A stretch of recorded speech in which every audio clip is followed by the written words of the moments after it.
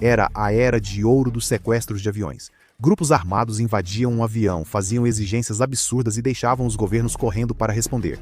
Então, quando extremistas alemães e palestinos tomaram um voo da Air France, cheio de israelenses, ninguém tinha certeza se Israel negociaria ou revidaria. Cada opção tinha um custo em vidas. Os sequestradores desviaram o avião para Uganda, cujo ditador sanguinário odiava Israel. Eles exigiram 5 milhões de dólares e a libertação de prisioneiros.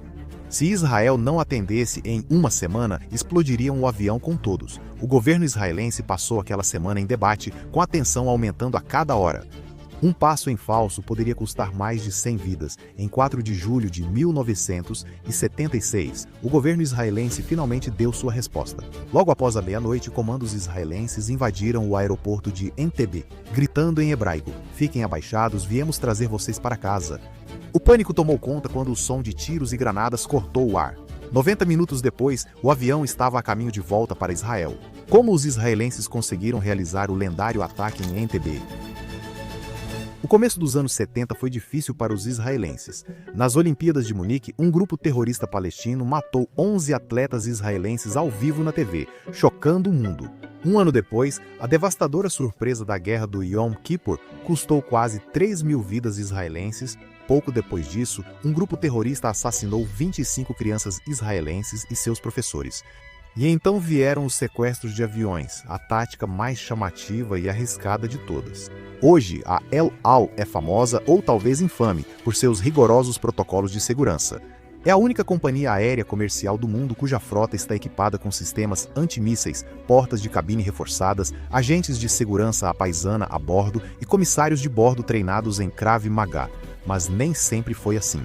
8 anos antes do resgate em Entebbe, a Frente Popular para a Libertação da Palestina desviou um avião israelense para a Argélia e fez passageiros israelenses reféns, moeda de troca pelos próximos 40 dias, até que Israel e Argélia chegassem a um acordo. Foi o sequestro de avião mais longo da história e também o último da El Al. Após isso, a Companhia Aérea de Israel passou a levar a segurança a sério, fazendo com que, mesmo na era dos sequestros, os israelenses se sentissem seguros voando pela El Al.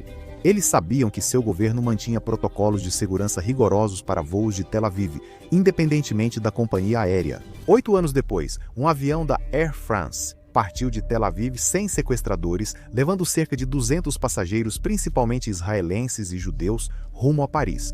Os israelenses não controlavam a segurança nos voos de conexão e alguns aeroportos tinham controles de segurança mais frouxos que outros. Especialmente o Aeroporto Internacional Ellinikon, em Atenas, conhecido por seus procedimentos de triagem negligentes. Isso facilitou a entrada dos 4 sequestradores no avião ao pousar na Grécia. 2 sequestradores eram alemães das células revolucionárias de extrema esquerda que colaboravam com grupos terroristas palestinos. Neste caso, atuavam com 2 palestinos da FPLP. A missão deles era sequestrar o avião e usar os passageiros israelenses e judeus como moeda de troca para dezenas de prisioneiros em Israel, Alemanha Ocidental e Quênia. 8 minutos após decolar, Michel Bacos ouviu gritos. Segundos depois, um jovem desconhecido entrou na cabine de comando. Wilfried Boss era como muitos jovens dos anos 70. Cabelo comprido, cavanhaque desalinhado e um elegante terno de veludo cotelê. Exceto pela pistola e granada em suas mãos, ele pressionou a arma no pescoço do piloto. Mudança de planos, ele anunciou. Nós vamos para a Líbia. O capitão Michel Bacos serviu nas forças francesas livres na Segunda Guerra, lutando contra o Eixo e Vichy. Ele sabia manter a calma sob pressão, mas nunca pilotar um avião por 7 horas com uma arma apontada para si. Se o capitão Bacos sequer mexesse a cabeça, encontraria a arma de Bose pressionada na nuca. Ainda assim, ele não demonstrou medo algum. Enquanto o capitão Bacos redirecionava o avião, os 3 sequestradores agiram. Em inglês ruim e francês ainda pior. Eles forçaram os passageiros da primeira classe ao fundo do avião, ameaçando-os com pistolas e granadas se andassem devagar. Quando um idoso judeu tentou resistir, os 3 sequestradores o espancaram até imobilizá-lo. Ainda assim, passageiros debateram resistir, pois eram 200 contra 4. Mas então os sequestradores trouxeram caixas cheias de dinamite, e até o passageiro mais corajoso percebeu que não havia saída. De repente, o interfone chiou e entrou em funcionamento. Façam o que mandamos e ninguém se machuca, ele disse. Nenhum dos israelenses acreditou nele. A FPLP era ousada e altamente treinada. Eles se especializavam em sequestros de aviões, mas quando não conseguiam embarcar, simplesmente atacavam o aeroporto. Mesmo entre os palestinos, eles tinham fama de extremistas. Primeiro separaram as crianças dos pais, dificultando a resistência dos passageiros. Sobreviventes do Holocausto que haviam sido separados de seus próprios pais e mães, agora estavam revivendo a mesma experiência, desta vez com seus próprios filhos. Depois começaram a revistar os passageiros em busca de armas, um processo árduo e humilhante que ia muito além de uma simples revista. Chegou o momento mais temido pelos israelenses. Os sequestradores pediram os documentos de todos. Alguns israelenses no avião tinham dupla cidadania e alguns tentaram destruir suas carteiras de identidade israelenses, mas a maioria entregou toda a documentação. Alguns temiam as consequências de não entregar, outros se recusavam a esconder sua identidade israelense. As horas passaram e os nervos ficaram à flor da pele. Os sequestradores não paravam de dar ordens e gritavam sempre que os passageiros ficavam indisciplinados. Por fim, chegou o momento enquanto o avião fazia círculos sobre o aeroporto de Benghazi. Bose avisou Bacchus para pousar suavemente, para não chacoalhar a dinamite a bordo. Bacchus pousou suavemente, nada explodiu. Um oficial líbio entrou no avião, abraçando e beijando os sequestradores, e recebeu os demais com ironia. "Bem-vindos à República Árabe da Líbia", disse ele. "Lamento que tenham vindo assim, os passageiros também lamentavam." Um casal decidiu fazer algo a respeito. Uma britânica israelense indo à Europa para o funeral da mãe não deixou um sequestro atrapalhar seus planos. Gritando em falsa agonia, ela fingiu um aborto espontâneo. Ela e o marido foram libertados apenas porque os sequestradores não faziam ideia de que eles eram israelenses. As pessoas veem poeira. Eu vejo impérios. Esta é a própria terra resgatada do Monte do Templo, pisada por babilônios e romanos, resgatada, peneirada e oficialmente certificada. 3.000 anos de legado agora são seus. Não apenas estude a história, vista, clique no link para garantir sua parte de Jerusalém. No dia seguinte, repassou a Scotland Yard e ao Mossad tudo o que lembrava dos sequestradores. Mas esse truque só funcionaria uma vez. O restante dos passageiros aguardou ansioso na pista, enquanto o avião era reabastecido para o próximo trecho. 6 horas e meia depois, eles decolaram novamente, sem ideia de para onde estavam indo. Nem mesmo o piloto Michel Bacchus sabia o destino até a hora de pousar. O destino deles era Uganda, que era governada por um ditador carismático, implacável e possivelmente insano chamado Idi Amin Dada, embora ele preferisse o apelido de Big Daddy. Seu povo, no entanto, o conhecia como o açougueiro de Uganda e os israelenses. Esses o conheciam como uma peça rara. Desde sua independência, Uganda mantinha relações amistosas com Israel. Os israelenses chegaram a treinar e doar armas para as forças ugandesas. Meu avô treinou com Idi Amin Dada em Israel, e os israelenses ajudaram a desenvolver grande parte da infraestrutura de Uganda, incluindo o aeroporto onde o voo 139 da Air France pousaria. Os arquitetos israelenses nunca imaginaram que seus projetos um dia se tornariam um componente-chave da operação de resgate mais ousada da história.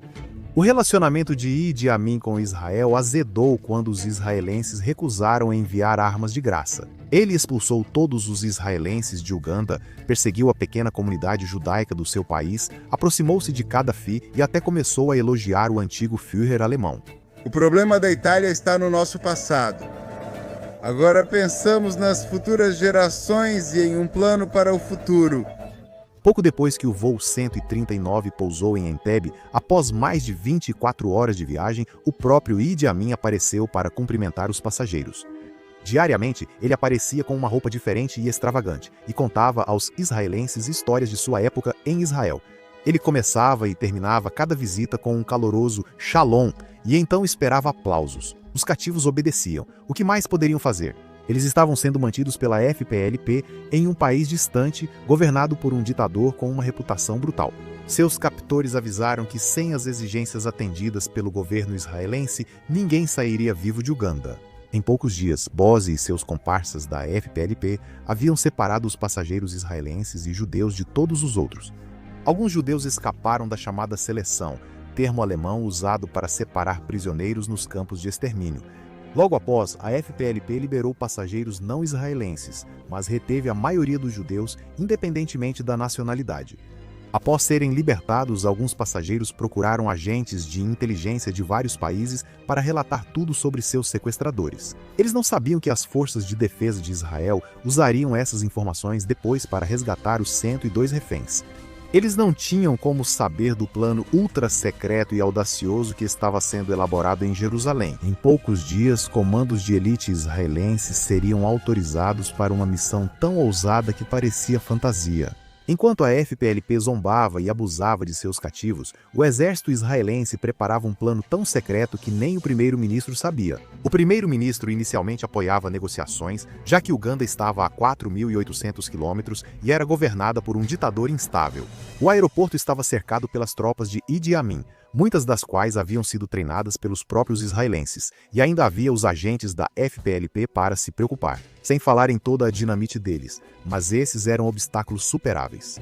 Havia outro motivo, muito mais importante para Rabin ficar cauteloso, e esse era o histórico desastroso de Israel. Nos resgates das Olimpíadas de Munique, os alemães haviam recusado a ajuda de Israel e 11 atletas israelenses foram assassinados ao vivo na TV.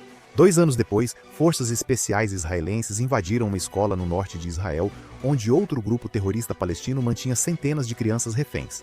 Sem informações sobre a planta da escola, perderam segundos preciosos que os terroristas usaram para explodir uma sala com alunos. Todos que viram as consequências ficaram assombrados pelo resto da vida. A unidade especial que não conseguiu trazer as crianças de volta para casa com vida, agora era esperada para voar milhares de quilômetros e resgatar mais de 100 reféns em um aeroporto fortemente armado e fortificado. Num país liderado por alguém que os detestava, o primeiro-ministro estava nervoso. Se a missão falhasse, jamais se perdoaria. Mas seu ministro da Defesa e rival ferrenho de longa data não tinha nenhuma intenção de negociar. Ele também era assombrado pela tragédia das crianças da escola, mas não deixava os fracassos passados guiarem o futuro e confiava em seus melhores homens. O veterano de 31 anos e astro das forças especiais Mookie Betzel, que havia treinado os soldados ugandenses que agora enfrentaria, e o comandante de elite de 30 anos Yoni Netanyahu. Yoni era uma lenda entre os altos oficiais, embora seu irmão mais novo, Benjamin, viesse a se tornar o primeiro-ministro mais longevo de Israel. Mas, em julho de 1976, tudo isso ainda estava no futuro.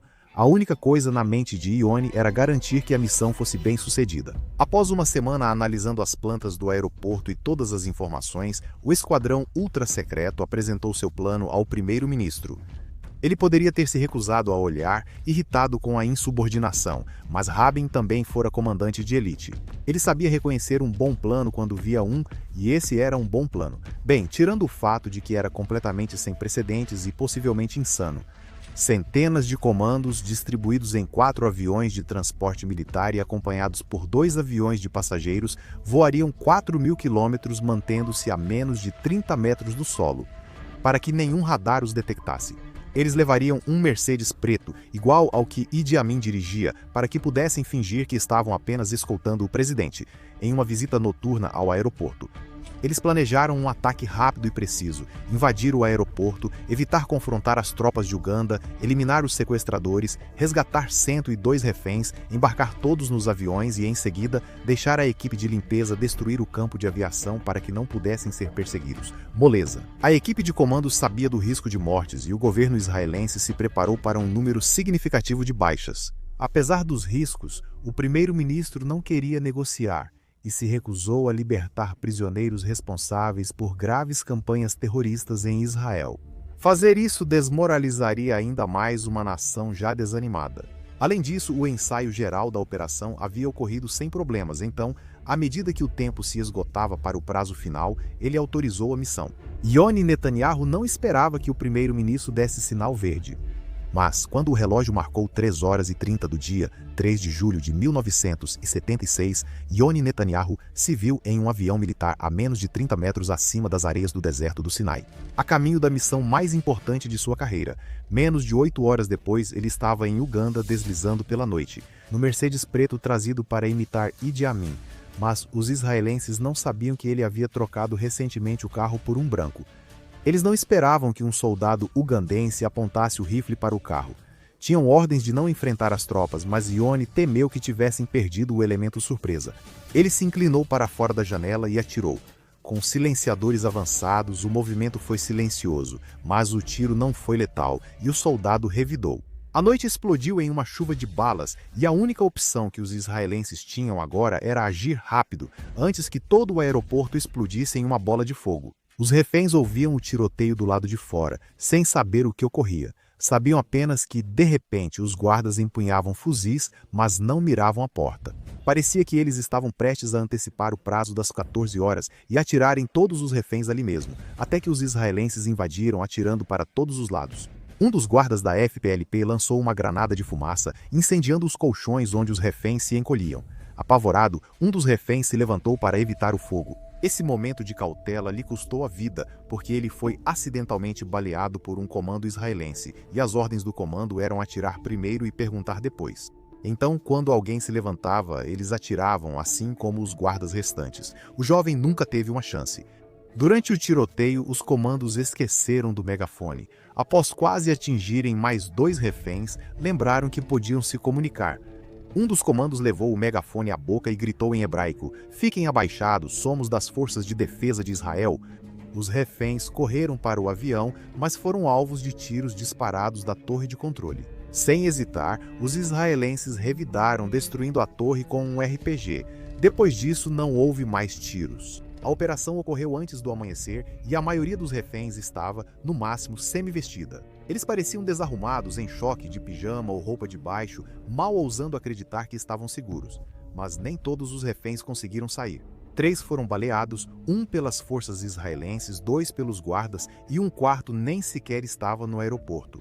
Mais cedo, uma idosa israelense engasgou com um osso de frango e foi levada ao hospital. Agora seu filho pedia aos israelenses para salvá-la, mas eles recusaram. Disseram que nada pode ser feito agora.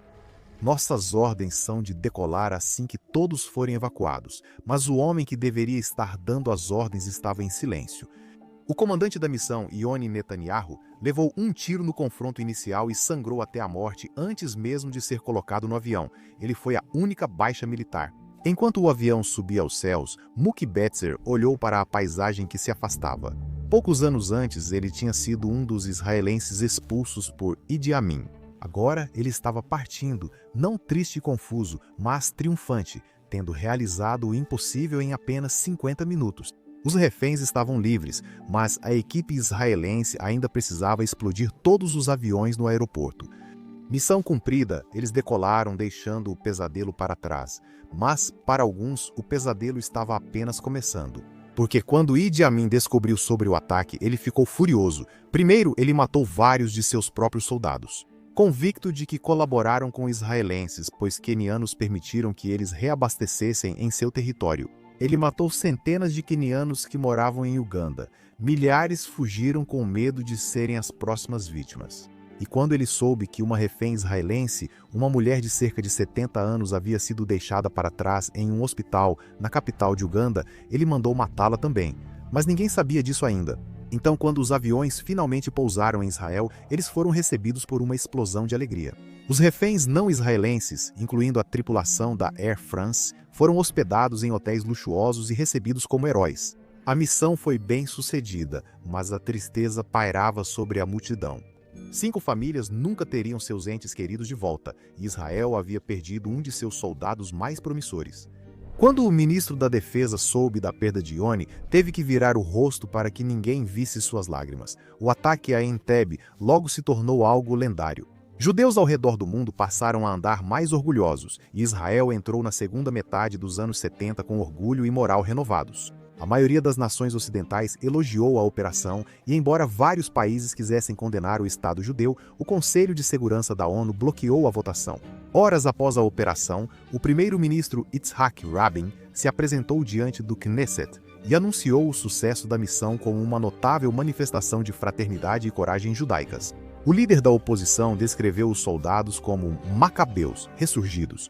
A operação teve efeitos de longo prazo. Muitos esquerdistas alemães ficaram horrorizados ao saber que seus camaradas haviam participado de uma seleção de estilo nazista, separando judeus de não-judeus. Esquerdistas como Bose haviam se aliado a grupos radicais justamente porque estavam tão marcados pelo que os nazistas haviam feito ao seu país. Acabou ficando claro que muito pouco separava uma ideologia extremista da outra. A operação também marcou o começo do fim para Idi Amin. Poucos anos depois, seu governo foi deposto por rebeldes ugandenses. Idi Amin escapou da justiça e se refugiou na Arábia Saudita, onde viveu até o fim da vida. Depois, a FPLP explodiu um hotel israelense no Quênia, matando 20 pessoas. Mas, naquela época, Israel já havia neutralizado o líder deles, assassinando-o com creme dental envenenado. Israel havia estabelecido um precedente: não negociar e não pagar resgate. Outros países começaram a seguir o exemplo deles, criando equipes de operações especiais de resgate, como a Força Delta. A era de ouro dos sequestros de aviões continuava, e os países ocidentais ainda realizavam missões de resgate, com diferentes graus de sucesso.